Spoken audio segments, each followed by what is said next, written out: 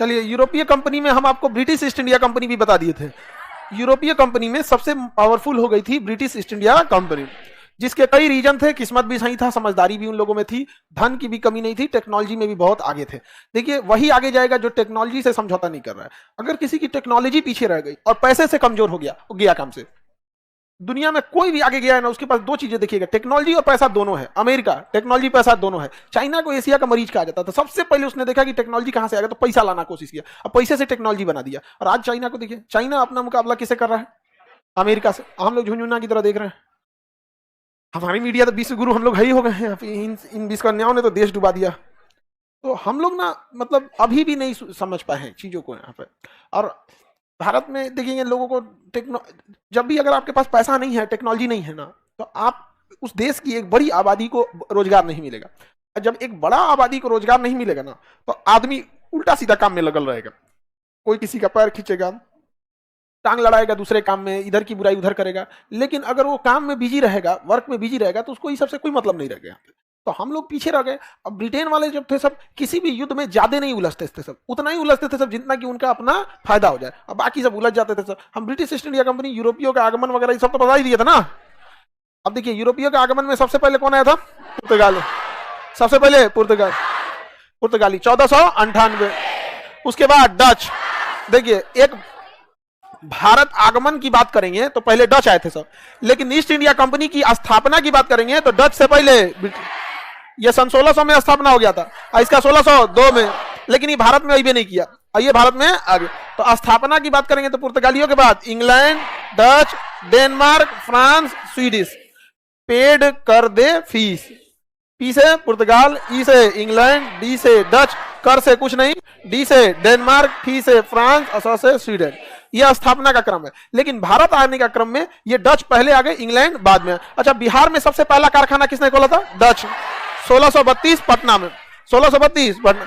पुर्तगाली east India company समझा दी है, ब्रिटिश ईस्ट इंडिया कंपनी भी समझा दी है। इनको फायदा हो गया था, कई चीजें इनके फेवर में चली गई थी। और नादिर इसके समय कई चीज हो गई ना, मुगलों को कमजोर कर दिया मराठा और नादिर शाह मिलके, और मराठा को कमजोर कर दिया अहमद शाह अब्दाली, और अहमद शाह अब्दाली खुद यहाँ आया ही नहीं यहाँ पे।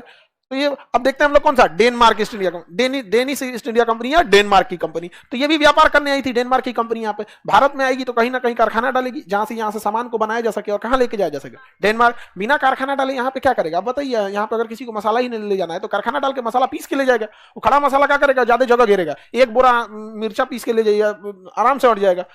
खुलता लेके जाएंगे तो कैसे होगा यहाँ पे? तो कोई यहाँ सब वही सब कारखाना वगैरह डालते थे सब। यहाँ पे जो भी उद्योग मिलता था उसको बेहतर ढंग से लेके चले जाते थे सब यहाँ से। तो कारखाने वगैरह डालते थे, समझ में गया?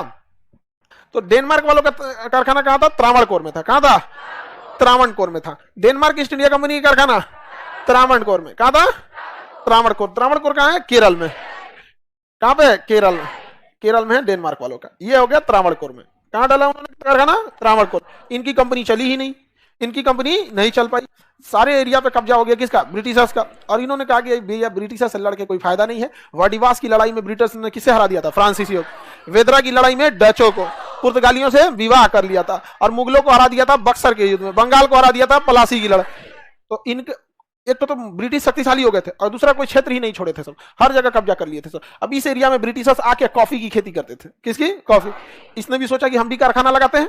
डेनमार्क वगैरह में तो केवल बारिश बर्फ पड़ते रहता है, तो इसने देखा कारखाना लगाते हैं, कॉफी होगा, कॉफी का कारखाना लगाएंगे, उसको कॉफी निकालेंगे और कॉफी को कहाँ ले जाएंगे? डेनमार्क ले जाएंगे। यहाँ पे भारत में लोग कॉफी उतना नहीं पीते, चाय ज्यादा पीते हैं। हमारे यहाँ कॉफी नहीं उतना नहीं पीते। हालांकि कैफीन, कॉफी में ना कैफीन होता है। अगर आप 1-1.5 महीना कॉफी पी लेंगे तो लत लग जाएगी। कैफीन जो होता है ना, ब्रेन में बड़ा तेजी से लत पकड़ता है यहाँ पर। समझ में आ गया कि नहीं? फिर टेस्ट गया बाहर में, लत लग जाता है। समझ में आ गया कि नहीं? जो ब्लैक कॉफी पीता है उसको देखिए ना, किसी गत का टेस्ट नहीं लगता है, लेकिन वो लत लग जाएगा उससे। जो ब्लैक कॉफी पीता है पूछ दीजिए ब्लैक कॉफी देंगे, कहाँ ले आया तो वो उतना नुकसान नहीं करता है। तो अच्छी चीज है यहाँ पे, कोई चीज को धक कर दीजिएगा तो नुकसान नहीं करेगा यहाँ पे। चाय में थीन होता है, थकावट वगैरह दूर करता है। तो ये सोचे थे कि हम लेके जाएंगे। लेकिन त्रावणकोर में जो डेनमार्क की कंपनी थी, डेनमार्क, अपना कारखाना कहाँ डाला? त्रावणकोर में डाला। यहाँ पे इनको कोई अंग्रेज सब पनपने ही नहीं दिया सब। तो बेच बाच के यहाँ से कहाँ चले गए? वापस चले गए। तो डेनमार्क वाले कहाँ चले गए? वापस चले।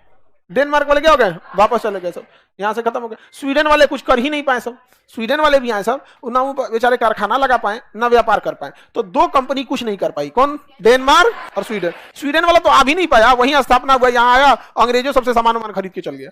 कहा यार तुम ही लोग बेच दो, भारतीयों को समझे में नहीं आ रहा है, कई गो है सब यहाँ, अलग अलग भाषा बोल रहा है सब, सबकी भाषा अलग अलग है, समझ में आ गया। खास करके साउथ में तो भाषा का एक अलग ही लड़ाई है, नहीं समझे। केरल का कहना है कि मेरी भाषा सबसे अच्छी है, तमिलनाडु का कहना है मेरा है, मलयालम है, कन्नड़ है, सबको अपना ही भाषा लगता है यहाँ पर। अंग्रेजी एक्सेप्ट कर लेंगे लोग लेकिन हिंदी नहीं, किसी को दिक्कत। तो ये हो गया आपकी कंपनी। आगे बढ़ जाए, अब हम देखते हैं फ्रेंच ईस्ट इंडिया कंपनी पढ़ा दिए थे, अरे तो फिर डेनमार्क क्यों पढ़ा दिए जी। कोई बात नहीं, डेनमार्क और स्वीडन खत्म हो गया। स्वीडन किसी काम के नहीं थे सब, डेनमार्क किसी काम का था, स्वीडन तो और बकलोल था। फ्रेंच छूट गया ना, हमको लगा कि फ्रेंच पढ़ा दिए, चलो फ्रेंच पढ़ा देते हैं। कौन सी company, French East India Company. French East India, देखिए फ्रेंच ईस्ट इंडिया कंपनी की जब स्थापना हो रही थी तो ये कंपनी व्यापार करने के लिए कहां आई, भारत आ रही थी। तो इन्हें क्या करना था, व्यापार। तो यहाँ पे जो कंपनी की स्थापना हुई इसमें राजा भी भाग लिया। क्या किया, राजा कहा कि जो कंपनी स्थापना होगी उसमें आधा शेयर मेरा, वो भी पैसा दिया, राजा भी क्या दिया, पैसा दिया, और कहा कि एक काम करो तुम कंपनी का व्यापार वगैरह देखना, हम सेना से मदद करेंगे, जो भी प्रॉफिट होगा आधा कंपनी रख लेगी, आधा हम रख लेंगे। तो फ्रेंच ईस्ट इंडिया कंपनी की स्थापना के समय लुईस 14 क्या थे, राजा थे, वहां के राजा लुई 14 राजा थे। ये कैसी कंपनी थी, सरकारी कंपनी, सरकारी कंपनी थी यहाँ पे। भारत में जब फ्रेंच ईस्ट इंडिया कंपनी आती है तो अपने पहला कारखाना सूरत में, दूसरा कहाँ, तीसरा कहाँ है, गोली मारो इसको। पहला कारखाना कहाँ पे, सूरत। पहले से मतलब होता है चांद पे पहला आदमी पूछता है, दूसरा का थोड़े पूछता है कौन था। पहला नील आर्मस्ट्रांग, दूसरा एडविन एंडरलिन। किसको ध्यान रहता है दूसरा आदमी का, दूसरा को कोई नहीं पूछने वाला है। एग्जाम में जाइएगा ना, फर्स्ट सेकंड थर्ड, चौथा को कोई नहीं पूछेगा। टॉपर सब में यही ना देखेंगे ना, 2-3 गो टॉप में होते हैं सब। तो ये सूरत में इन्होंने क्या किया, अपना पहला कारखाना। और यही गड़बड़ हो गई किनसे, अंग्रेजों से, क्योंकि सूरत में ही ब्रिटेन वालों ने अपना कारखाना डाला था। ब्रिटिश ईस्ट इंडिया कंपनी का पहला कारखाना सूरत, और फ्रांसीसियों का भी सूरत। फिक्स था कि विवाद होगा, और विवाद गहराता गया, विवाद गहराता गया कि नहीं हम। और फ्रेंच गवर्नर एक आया जिसका नाम था डुपले। क्या नाम था, डुपले। डुबा दिया किसको, फ्रांस को। डुपले आया और डुबा दिया किसको, फ्रांस को। फ्रेंच गवर्नर डुपले बहुत दिमाग वाला था, बहुत दिमाग वाला था, लेकिन राजा इसको उतना वैल्यू नहीं देता था डुपले को, इसी वजह से डूब गया। तो फ्रेंच गवर्नर में सबसे योग्य गवर्नर डुपले था। डुपले था, बहुत योग्य था, सहायक संधि का इसे ना क्या कहा जाता है, जनक। हालांकि वेलेजिली ने ना क्या किया था, इसका सबसे ज्यादा प्रयोग किया था। आगे पढ़िएगा ये सब चीजों को। तो फ्रेंच ईस्ट इंडिया कंपनी के पहला कारखाना सूरत, उसका सबसे योग्य गवर्नर डुपले था। इन्होंने पांडिचेरी की स्थापना के लिए बीजापुर के शासक से अनुमति मांगा और फ्रांसिस मार्टिन के सहयोग से पांडिचेरी नामक शहर का स्थापना किया। तो फ्रांसीसियों ने कौन सा शहर बसाया, पांडिचेरी। कौन सा शहर, किसने बसाया, Francis Martin. Francis Martin, Francis Martin, Francis Martin ने यहां पांडिचेरी की क्या किया था, स्थापना किया था। अब ये शहर की स्थापना की जरूरत क्यों पड़ने लगी, तो देखिए पुर्तगालियों ने कहा कि भाई तुम्हें यहां अगर रहने में दिक्कत होता है, सबसे पहले कौन है, पुर्तगाली। पुर्तगालियों ने कहा कि यहां दिक्कत हो रहा है रहने में, यहीं की महिलाओं से विवाह कर लो, भारतीय महिलाओं से विवाह करो। इंग्लैंड वाले आए सब, कह से कि अरे बियाह करो ना करो, भाड़ में जाओ, तुम लोग अपने बारे में खाली सोचेगा, कमाओ जितना कमा सकते हो, कोई बियाह हुआ नहीं यहाँ पे, समझा गया। इसलिए लूटा सब दबा के पैसा। बियाह शादी के बाद आदमी उतना वर्क थोड़ी कर सकता, बीबी बाल बच्चा सबका भी रिस्पॉन्सिबिलिटी बढ़ जाता है, नहीं समझे। आज इसका बियाह नहीं है, वो जो छुट्टा साड़ है, उसे देखो ये बैल सबको वर्किंग, एक फैमिली वाला लोग ज्यादा वर्क नहीं कर सकता है, ये रियलिटी है। अब देखिए, अब नरेंद्र मोदी है प्रधानमंत्री, हम लोग फैमिली, योगी आदित्यनाथ फैमिली नहीं समझ में आ गया। हाँ, तो वर्किंग टाइमिंग इन लोग के पास क्या होता है, बहुत ज्यादा होता है, दिन भर जितना काम करा लीजिए। इन्होंने कहा कि बियाह शादी को गोली मारो यहाँ पे। डच वाले सबको तो हारिए के चल गए। फ्रेंच वालों ने क्या कहा, अपना एक शहर बसा लिया पांडिचेरी, कहा कि यहाँ केवल फ्रांसीसियों को बसने दिया जाएगा। तो वहां केवल कौन बसते थे, फ्रांसीसी। और उसी में कई साइड में कोना कोनी बना दिया कि नौकर चाकर लोग को रखता था, भारत के लोगों को नौकर बना के। यहाँ पे जब देश आजाद हुआ ना, तो पांडिचेरी अलग ही टाइप का लगा, क्योंकि वहां कोई भारत वाला तो रहता नहीं था। पांडिचेरी के धीरे धीरे वहां के जो लोग बसे थे पांडिचेरी के अंदर, जो वहां पे हेल्प करने वगैरह, हेल्पर वगैरह, उन्होंने कहा कि भाई हमको तो इंडियन कल्चर उतना समझे में नहीं आ रहा है, हमको कौन सा कल्चर समझ आ रहा है, फ्रांस वाला कल्चर समझ में आ रहा है यहाँ पे। तो कहा गया कि भाई कोने राज्य में मिलेगा, कहा कि ना इडली डोसा ये सब खाना पीना हम लोग का तो है नहीं है यहाँ पे, उत्पम है, इडली है, ये है, वो है। साउथ इंडिया खाना देखते हैं ना, वहां पे साउथ इंडिया का खाना और नॉर्थ इंडिया खाना में हमको ये चाहिए। साउथ इंडिया खाना खाने के बाद आदमी पूछता है कि खाना क्या है। अब हम लोग कभी इडली डोसा से पेट भरेगा, हाँ? वड़ा वगैरह देखो, गोल गोल टाइप का कौन चीज था, मिट्टू वड़ा बोलते हैं, मिंटू, मिंदू, चिंटू, वो जो गोल ऐसे छान देता है यहाँ पे ना, उसमें ना उड़द का दाल पीस देता है ताकि क्रिस्पी लगे थोड़ा सा। हाँ, अच्छा हम लोग दही बड़ा खाते हैं, वो मिंटू बड़ा खाता है। हाँ, तो वो हम लोग का पेटे नहीं भरेगा उस सब चीज में, नहीं सब नहीं भर सकता हम लोग का। हम लोग को चाहिए ठोस, पेट में रहे 3-4 घंटा। हाँ, 8-10 गो लिट्टी, चोखा इतनी सा नहीं, एक कटोरा, जितना चोखा ज्यादा रहे उतने लिट्टी में ऐसा चोखा लपेटो लिट्टी ना दिखाई दे। तो पांडिचेरी मिल ही नहीं रहा था कहीं पे। जब देश आजाद हुआ ना तो पांडिचेरी को मिलाना बड़ा मुश्किल हो गया। तो 1954 में पांडिचेरी को भारत में मिला लिया गया और कहा गया कि भाई तुम किसी एक राज्य में मिल जाओ, तुम्हारा मन आंध्र प्रदेश में मिल जाए, तमिलनाडु में मिल जाए। तो कहा कि ना ना ना, हमको भाषा समझ में आ रहा है यहाँ का, ना कल्चर, ना खान पान, कुछ नहीं, हमको एक काम कीजिए अलग राज्य बना दीजिए। कहा बकलोल, अलग राज्य बनाने के लिए बहुत खर्चा चाहिए, पैसा कहां से लाओगे, इतनी चुकी तो राज्य हो। पांडिचेरी बिंदु बराबर है, तो हो सके बिंदु बराबर। कहा कि अपना राज्य चलाना छोटा मोटा काम है, राज्य को चलाने के लिए पैसा चाहिए। कहा कि काम करिए, हम अपना राज्य चलाएंगे, आप पैसा दीजिएगा। तो कहा गया ठीक है, तो केंद्र शासित क्या रहेंगे, केंद्र शासित प्रदेश। तो पांडिचेरी क्या बन गया, केंद्र शासित। पांडिचेरी जहां जहां ये फ्रांसीसियों का कब्जा था ना, उसी को क्या बनाया गया, पांडिचेरी। तो पांडिचेरियों का देखिए पूरे भारत में कब्जा किसका हो गया था, ब्रिटेन का, लेकिन थोड़ा थोड़ा इलायची दाना बराबर क्या था, पांडिचेरी। 4 जगह थे सब पांडिचेरी। तो 1954 में जब देश आजाद, 47 में जब देश आजाद हुआ, तो भारत का झंडा जब यहां ले जाया गया, यहां ले जाया गया, यहां इन चारों पांडिचेरी में, तो कहा कि अरे यहां फ्रांस का झंडा लगेगा, हम आपको थोड़ी आजाद किए हैं, आप आजाद हुए हैं ब्रिटिश ईस्ट इंडिया कंपनी से, झंडा लेके चले हैं हमारे यहाँ, जाइए यहां से, नहीं लहराने देंगे झंडा। वही यहां गोवा का हाल था। कहा कि अरे हम आपको यहां झंडा लहराने नहीं देंगे। जवाहरलाल नेहरू ने कहा कोई बात नहीं, भैंस जब आ जाए तो पगहे बचल रहेगा, इन सब को भी निपटेंगे, अभी ये लड़ने की जरूरत नहीं है। पूरे भारत में झंडा लहरा दिया गया।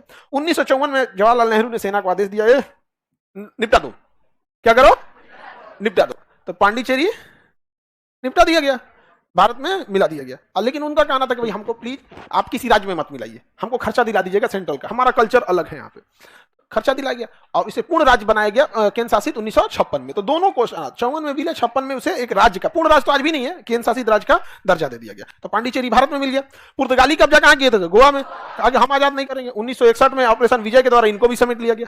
समझ में आ गया कि नहीं आ गया। लेकिन इतिहास में देखिएगा ना, हमारे यहाँ राजनीति तंत्र में कई बार ना केवल नेहरू को गलत कामों के लिए दिखाया जाएगा कि नेहरू ने ये किया वो किया। हैदराबाद हमारा अंदर था, इसे मिला लिया गया तो सरदार पटेल की योग्यता थी, तो लेकिन ये भी तो थी गोवा को जब मिलाया गया, जब ये अंदर वाला कहां जाता, कहीं नहीं जा सकता था यहाँ पे। तो एक समाज में आप देखिएगा ना, भारत में एक हिस्सा है जो जवाहरलाल नेहरू और गांधी को दिन रात मिलके और मतलब नीचा दिखाने की कोशिश कर रहा है। सबसे टफ अगर कार्यकाल किसी प्रधानमंत्री का रहा था तो जवाहरलाल नेहरू, उसे जीरो से शुरू करना था।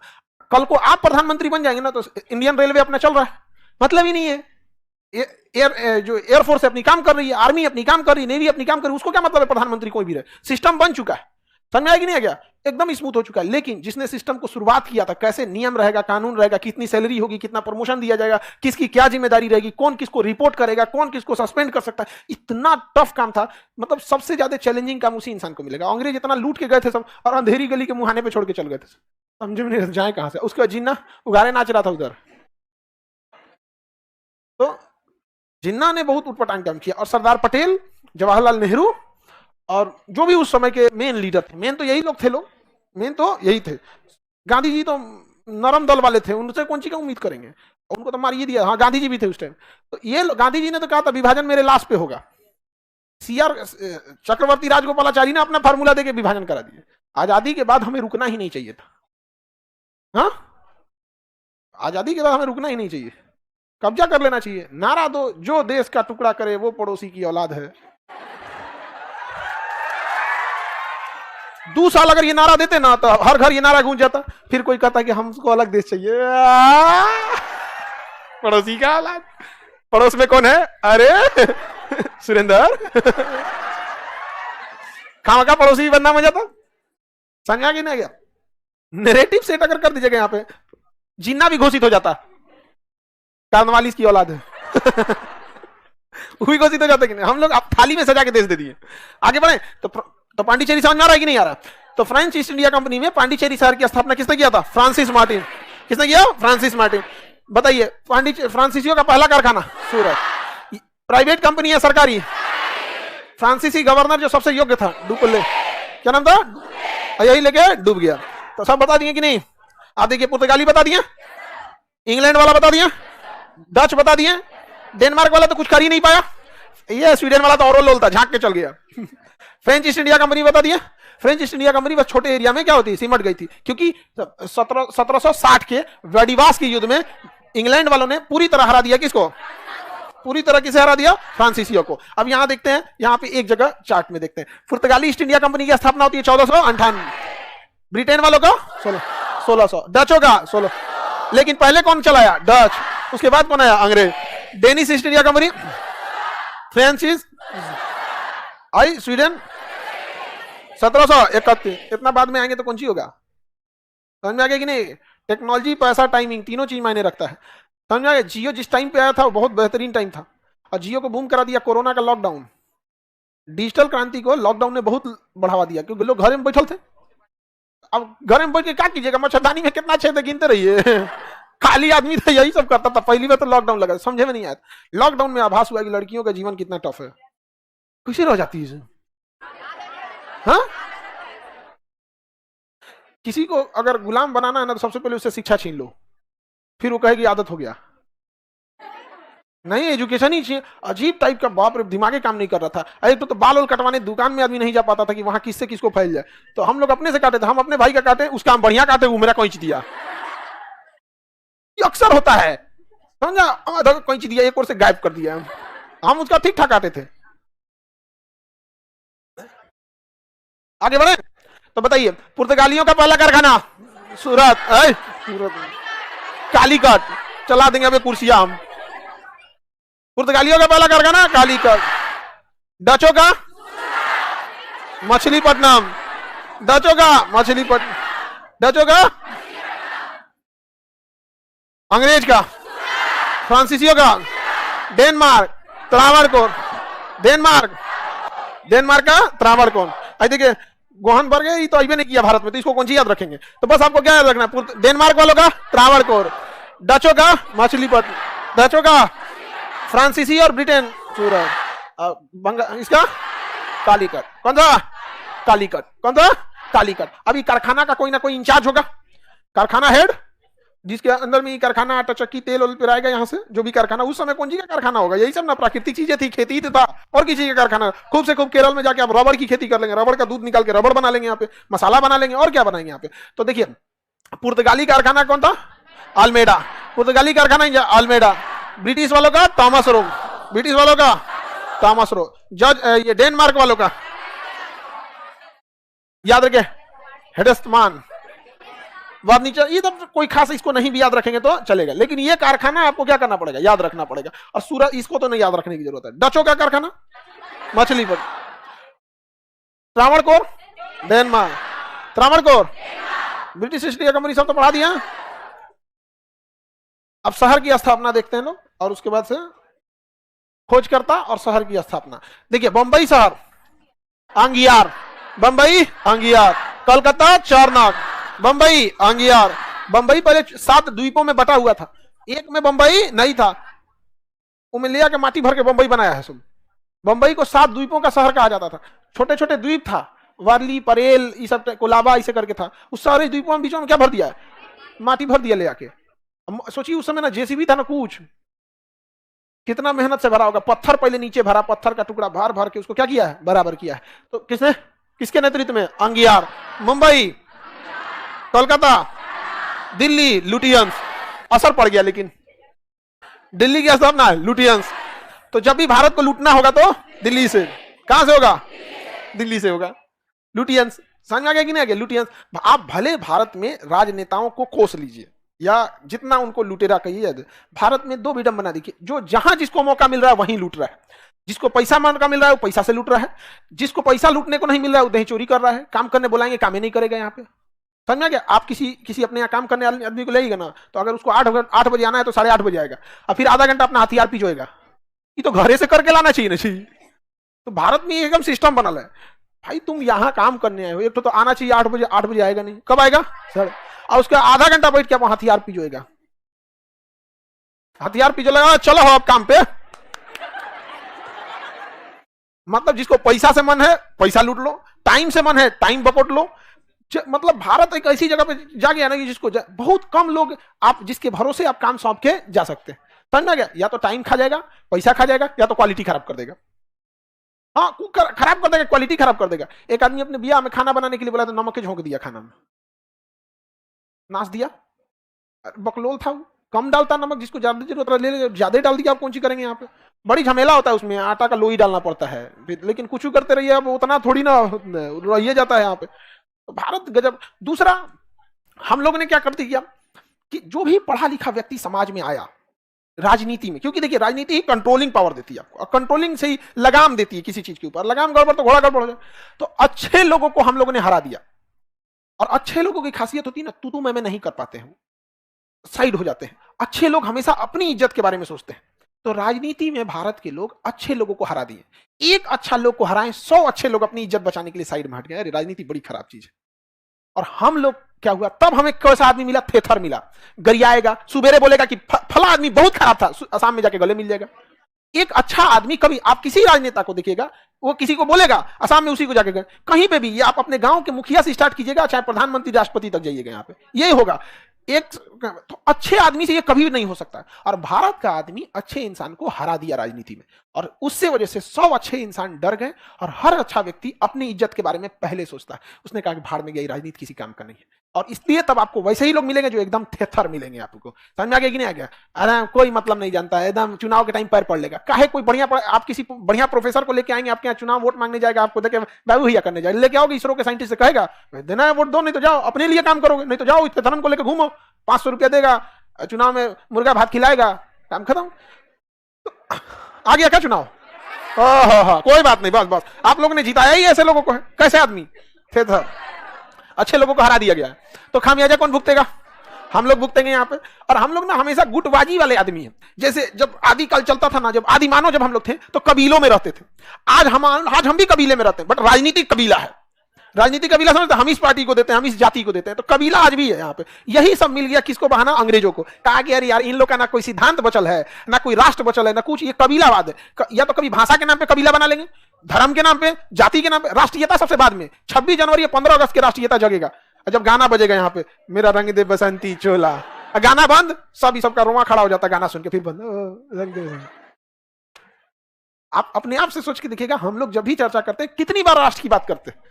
कभी नहीं करते हैं यहाँ पे। तो यही सब फायदा मिल गया किसको? अंग्रेजों का। लूट लो यहाँ पे। कहा कि इतना कबीलावाद है कि इसको मारोगे ना तो दूसरा का देखेगा। आप तभी साथ आ सकते हैं जब राष्ट्र रहे। तो एक सीमित भरमी न थे लोग यहाँ पे। जवाहरलाल जैसे पढ़े लिखे नेताओं में अब आजादी के समय में दिखेगा, इतना बड़ा देश में 500 बढ़िया नेता आ गया तो क्या हो गया?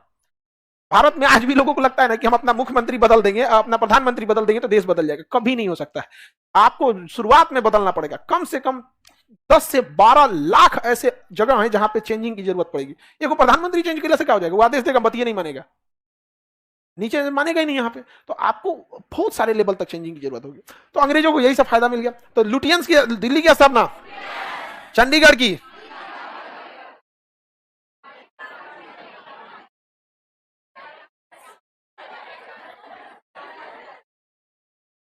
चंडीगढ़ में एक रॉक गार्डन है, उसकी स्थापना नेकचंद ने किया। चंडीगढ़ में एक रॉक गार्डन है, रॉक गार्डन की स्थापना नेकचंद। और चंडीगढ़ शहर की बात करेगा कार्बुजियम, और चंडीगढ़ में रॉक गार्डन की स्थापना नेकचंद ने किया था। Pondicherry Francis Martin, Hyderabad Madras Francis Day, Madras Francis Day, Madras Francis Day, Hyderabad Quli Qutub Shah, Pondicherry,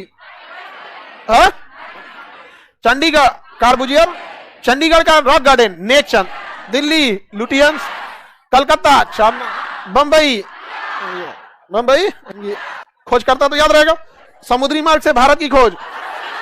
ये रास्ता खोजा था, भारत की खोज नहीं किया था। इनके अब्बा से पहले भारत था। समझ में? अरब वालों ने इतना मार मारा था ना, पढ़ाए थे ना, ये लोग भागे थे लोग रास्ता खोजने के लिए, वरना इनको क्या जरूरत था रास्ता खोजने का? ये विकल्प खोज रहे थे अपना। आज अंग्रेज सब नहीं कहेगा सब कि हम लोग काहे खोज रहे थे। बेजेंटाइन साम्राज्य उड़ा दिया था सभी, तुर्की वाला। तुर्की का उस समय ऑटोमन नाम था। क्या नाम था? ऑटोमन। यूरोप पे राज करता था बेजेंटाइन साम्राज्य, इटली से मारा, सब नाश दिया। सब कहा कि भैया भागने के लिए कोई जगह चाहिए, तो अब यहाँ आया सब। और आज लिखता है हमने दुनिया की खोज की थी, अपने आसियाना खोज रहे थे रहने के लिए, ऐसा ना मार मारा था सब यहाँ। नहीं समझ आया? और हम लोग ने तो अतिथि देवो भव के नाम पे गड़बड़ा गया हम लोग। ब्राजील की खोज Cabral, Brazil Cabral. New Zealand Tasman, New Zealand और तस्मानिया का Tasman. Australia Cook, Australia Cook. America Columbus, America Columbus. Brazil Cabral, Brazil Cabral. समुद्री मार्ग से भारत तस्मानिया और न्यूजीलैंड तस्मान, तस्मानिया और New Zealand Tasman, Tasmania New Zealand Tasman. कोई दिक्कत? अब हम लोग देखते हैं भारत के नए छोटे छोटे राज्य, नए छोटे छोटे राज्य। रेडी? अब यहां देखिए, हम लोग ने तो देख लिया था ब्रिटिश ईस्ट इंडिया कंपनी। अब देखिए कैसे कंपनी जो थे हावी हो गए हमारे पे। जब कंपनी आए भारत में तो उस समय भारत में मुगलिया सल्तनत अपने पतन के दौर पे चल रहा था। मुगल सल्तनत अपने पतन के दौर पे चल रहा था। 1605 में अकबर की मृत्यु, उसके बाद जहांगीर, जहांगीर के बाद शाहजहां, शाहजहां के बाद 100 साल में 1707 में देखेंगे मृत्यु किसकी होती है? औरंगजेब। और 1605 में और 1707 में, ये 100 साल का गैप है। इस 100 साल में देखिएगा अकबर मरता है, अकबर के बाद जहांगीर, इसको खाली प्रेम हो जाता था जहां तहां से। जहांगीर के बाद शाहजहां, शाहजहां के बाद औरंगजेब, औरंगजेब। 100 साल में सब मर गया, सब का कहानी खत्म होती है 100 साल में। और यही थे सब बहुत ही ज्यादा स्ट्रांग लीडर जो रोक सकते थे। खत्म हो गया कहानी यहाँ पे। अकबर ने तो कंट्रोल किया शासन को। जहांगीर जो था अकबर की लेगेसी को लेके आगे बढ़ा यहाँ पे, लेकिन उसको हमेशा ब्याह करना था, इधर से उधर ब्याह कैला में। अब बार बार ब्याह कैला पे और उसको मतलब देखिए किसी के साथ ब्याह शादी होता है तो इंसान उसमें 2-3 साल में जितना बातचीत करना रहता है सब खत्म हो जाता है। हाँ अच्छा, बचपन में हमको नाना बहुत मानते थे, हाँ हाँ हाँ, और सुनाओ कहानी, और सुनाओ। और कौन चीज सुनाएगा भाई? क्योंकि ब्याह शादी लाइफ की एक सेकेंड इनिंग में रहती है। तो फर्स्ट इनिंग के अपन कहानी सुनाओ, कुछ कोई ओरिजिनल कहानी कुछ मिला चढ़ा बढ़ा के यहाँ पे। उसके बाद से कौन सी खाना बनाओ खाओ बच्चों को स्कूल भेजो, यही सब। तो ये सोच रहा जब स्टेबल होता था तो ब्याह करके चलाता था। जब स्टेबल होगा ब्याह करके। शाहजहां, इसने किला वगैरह बनवाया, लाल देखें शाहजहां ने लाल किला, जमा मस्जिद, ये सब। औरंगजेब आया तो नौटंकी में रह गया। मुगलिया सल्तनत 1707 में क्या हो गई? समाप्त।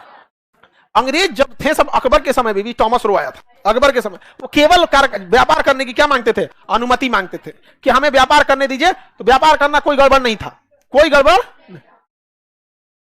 हाँ जहांगीर के समय आया था, अकबर के लिए आया था जब तक अकबर मर गया। अकबर क्या हो गया? मर गया। तो जहांगीर के समय आया था यहाँ पे। तो वो लोग व्यापार करने आए थे। तो व्यापार में क्या खराबी है? व्यापार कर सकते थे, लेकिन वो व्यापार करने लगे जहां तहां क्या करने लगे? व्यापार करने। देखिए कि अकबर मर गया, जहांगीर मरा, शाहजहां मरा नहीं कि उत्तराधिकार का युद्ध हो गया। जब तक ये लोग व्यापार के लिए चारों ओर फैल चुका था। औरंगजेब के मरने के बाद सब अकलेल बकलेल आया सब। औरंगजेब के मरने के बाद अकलेल बकलेल, और मुगल सल्तनत क्या होने लगा? टूटने लगा। जहां तहां से मुगल सल्तनत टूटने लगा। और इसी का फायदा उठा के अंग्रेजों ने देखा कि जो टूट रहा है, जो कमजोर है उस पर कब्जा कर लो, जो कमजोर है कब्जा कर लो, और जो मजबूत है उसे कुछ पैसा दे दो। समझा कि नहीं गया कि तुम हमें मत बोलना। और ये कब्जा भी अंग्रेज बस इसलिए करते थे कि उनको खेती वाली जमीन मिल सके। खेती वाली जमीन क्या हो सके? मिल सके। मुगल सल्तनत जब बर्बाद हुआ ना, तो पूरे भारत को कंट्रोल करने वाला कोई नहीं रहा जो पूरे भारत को क्या कर सके? कंट्रोल कर सके। अब अंग्रेजों ने देखा कि अब कौन है जो शक्तिशाली है। तो उसने गौर किया कि जो बड़े जाति के लोग हैं उनके पास जमीन ज्यादा है, पैसा ज्यादा है। इसलिए अंग्रेजों ने बड़ी जाति को अपने साथ कर लिया। बड़े जाति को क्या कर लिया? अपने साथ। और अंग्रेजों को यहां शासन नहीं करना था, केवल पैसा चाहिए था। और बड़ी जाति के नाम पर छोटी जाति से काम कराने लगे। अंग्रेजों को बाई हार्ट उनको ना बड़ी जाति और छोटी जाति से कोई फर्क नहीं पड़ता है, क्योंकि उनका कल्चर ही ऐसा होता है। जैसे इस्लाम धर्म में बड़ जाति छोटी जाति सबका कोई प्रचलन नहीं है। कोई किसी से, कोई मौलवी बन सकता है, कोई हाफिज, कोई आलिम बन सकता है, कोई कुछ बन सकता है, चाहे किसी भी जाति का, उसे मतलब नहीं। इसका उसमें ब्याह हो जाएगा, ये हो जाएगा, कोई उस समय मतलब नहीं। तो कल्चर उसी टाइप का रहता है यहाँ पे, समझा। जबकि हिंदू धर्म में ब्याह में बहुत झमेला, जाति बड़ा मिलाया जाता है। अब तो लोग थोड़ा सा मतलब हो गए हैं, अब जाति वगैरह उतना नहीं मानते, लेकिन गांव में अभी भी ना जाति, कुल, एकदम बायोलॉजी में कैसे ऑर्थोपोडा, मोलस्का, हम लोग आते हैं कार्डेटा में, फिर कार्डेटा में मेमेलिया में, मेमेलिया में यूथेरिया में, बड़ा लंबा होता है। तो जो अंग्रेज जो थे सब ना, अंग्रेजों को बाई हार्ट कोई जातियों से कोई दिक्कत नहीं था, इसलिए अंग्रेज जातियों के प्रति उतने खिलाफ नहीं थे। लेकिन अंग्रेजों ने कहा कि देखो भैया, हमको यहाँ का कोई भाषा वैसा समझ में नहीं आ रहा है, ना हमको यहाँ का गली मोहल्ला देखना है। सारे बड़ी जाति के लोगों को रखा, और उनके ऊपर कौन लगे? अंग्रेज। उनके नीचे बड़ी जाति, और काम करने के लिए छोटी। अब अंग्रेज जब टैक्स मांगते थे तो बड़ी जाति वाले जाते थे, मार के लेके आते थे। तो छोटी जाति और बड़ी जाति में डायरेक्ट दुश्मनी हो गई। और अंग्रेजों ने कहा कि अरे लड़ो यार, इन्हें जाति हम बनाए हैं ना हम लड़वा रहे हैं, हमको मतलब है टैक्स का। गुलामी में तो कोई ऐसे ले नहीं सकता। यहाँ पे बहुत भीषण अत्याचार होने लगा। बिहार में खेती ज्यादा थी, यूपी में भी खेती ज्यादा थी क्योंकि जमीन बेहतर है। तो यहाँ पे जो जमींदार होते थे वो हमेशा बड़ी जाति के मिलेंगे, क्योंकि किसी भी पूरे भारत में आते थे सब खेत में गुंडागर्दी दिखाता था सब जमींदार, सब इतना पैसा नहीं मिला तो काट डालेंगे। यहाँ पे बिहार में तो और चढ़ के बोलने वाला है, मारेगा एक झापड़ हल्ला ऐसा करेगा कि तीसरा विश्व युद्ध करने वाला है।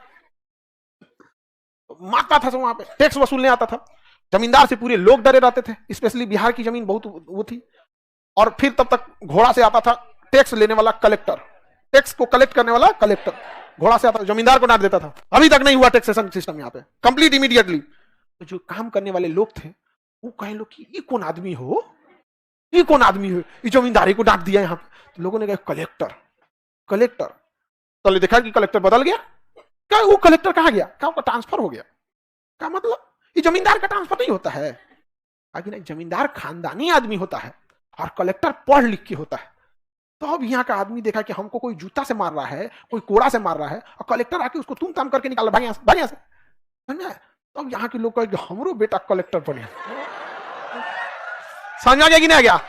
हमारा बेटा भी क्या बनेगा, कलेक्टर। तो ये देखिएगा जहां जहां खेती ज्यादा हुआ है, यूपी बिहार सबसे ज्यादा खेती हुआ है। इसलिए अंग्रेज सब उस समय खेती एक रास्ता ही था, लूटने के लिए कुछ कारखाना लगाइए कि नहीं, आज ना कारखाना लग गया है। तो जहां जहां बढ़िया खेती हुई है वहां वहां टैक्स कलेक्टर की लास्ट जिम्मेदारी कलेक्टर की थी। किसकी थी? कलेक्टर। वहां आज भी देखिएगा यूपीएससी का प्रचलन बहुत ज्यादा मिलेगा, बहुत ज्यादा। यूपी बिहार सबसे ज्यादा यहीं पे आपको कलेक्टर बनने का होड़ मिलेगा। समझ में आ गया कि नहीं आ गया? ऐसे खुश होने की बात नहीं है बाबू। जिस दिन ईमानदारी से बैठ के सोचिएगा ना कि देश का कमांड अस्थायी रूप से आईएएस और पीसीएस के पास है, आईएएस अधिकारियों के पास है, और सुरक्षा व्यवस्था सिक्योरिटी सिस्टम आईपीएस के हाथ में, आप देखिएगा अल्टीमेटली इन्हीं के पास है। विधायक 5 साल के लिए आते हैं, सांसद 5 साल के लिए। अच्छा, वो भी खुद काम उनको दिया ही नहीं गया, वो अपने यहां काम कराएंगे। विधायक कोई काम कराए, डीएम का पावर होता है उसको रिव्यू करा सकने का। तो अगर आप देश की बर्बादी की बात करते हैं ना, तो इनको क्यों भूल जाते हैं? इन्होंने अपनी लेगेसी के चक्कर में बहुत चीजें नाश दिया है। और ये बदनाम इसलिए नहीं हुए हैं कि ये एक जगह से अस्थाई नहीं लूटते हैं। मुजफ्फरपुर लूटे, ट्रांसफर हो गया तो बांका जाके लूटेंगे, यहां लूटेंगे, तो बदनाम नहीं हुए, रंग नहीं चढ़ा चटकार इनके ऊपर। और नेता मंत्री का क्षेत्र वही रहा, वो लूटते गया, लूटने से उसका रंग एकदम चटकार चढ़ गया कि लुटेरा है। जबकि उनसे ज्यादा लूटा गया है यहाँ पर, जहां गए हैं वहीं लूटे हैं लोग यहाँ। तो देश को आज यहां ले जाने के लिए भी ना, आप कहिए कि यूपीएससी से जो जा रहे हैं लोग यहाँ पे, ये लोग भी जिम्मेदार है। 3 पन्ना का निबंध लिख के आएगा कि दहेज खराब है, और सबसे ज्यादा दहेज यही आईएएस अधिकारी लेते हैं, सबसे ज्यादा लेते हैं। समझ में आ गया कि नहीं आ गया? तो आप लोग को तो रहता है कि नहीं हमारा बढ़िया ही बियाह, अमीरे लड़का चाहिए, मेरे सपनों का राजकुमार। तो राजकुमार पैसा लेगा तो मेरे सपनों का मजदूर कोई लेगा दहेज ना? हमारा सब चाहिए। भाभी का दहेज बढ़िया लगेगा, भाभी के दहेज की चर्चा 1 हफ्ता चलेगा सब सहेली में। मेरी भाभी को देखे ना, एकदम सोना का रसरी मिला है, कभी फांसी लगाने का मन करेगा तो। हाँ, तो ये सब चीजें रहती है। आगे बढ़े तो ब्रिटिश ईस्ट इंडिया कंपनी ने कैसे कैसे पैर फंसाया, आपको समझ में आ गया? किसी भी साम्राज्य में एक मजबूत राजा का होना जरूरी है। देखिए अंग्रेजों और मुगलों में क्या चीज डिफरेंस अगर देखेंगे तो अंग्रेज भी बाहर से आए, मुगल भी बाहर से आए। मुगल जब बाहर से आए ना तो उनका अपना घर उजाड़ दिया सब, और वो भारत से जितना लूटे ना हम लोग वापस ले लिए। बहादुर शाह जफर का कब्र खाली है, लाल किला, जमा मस्जिद, कुतुब मीनार, ताजमहल सब ले लिए, और वो से टिकट लगा के आज ले कमा रहे हैं लोग, सब ले लिए कि नहीं? दिक्कत कब आई अंग्रेजों से? ई ससुरा जो लूट के ले गया हम लोग वापस नहीं ले पाए। आज कहते हैं कोहिनूर हीरा मेरा है, नहीं समझ आया? तो हम लोग बकोट के ना, अभी बैठो कोहिनूर हीरा पे नादिर शाह को आने दो, बैठो। समझा गया? चार्ल्स मेटकाफ जब पढ़ोगे ना, लॉर्ड डलहौजी है चार्ल्स मेटकाफ, तब वहां हम चर्चा करेंगे कि हीरा कहां से पहुंचा था। अभी समझा गया कि नहीं? क्या करेगा वो हीरा लेके? उसे बढ़िया बढ़िया हीरा है, उस हीरा का ऐतिहासिक महत्व ज्यादा है। समझ में आ गया कि नहीं? ऐतिहासिक महत्व ज्यादा है ना कि कोई बहुत ज्यादा है। चलिए अब आगे के क्लास कल समझाएंगे, अवध वगैरह के बारे में कल बता देंगे।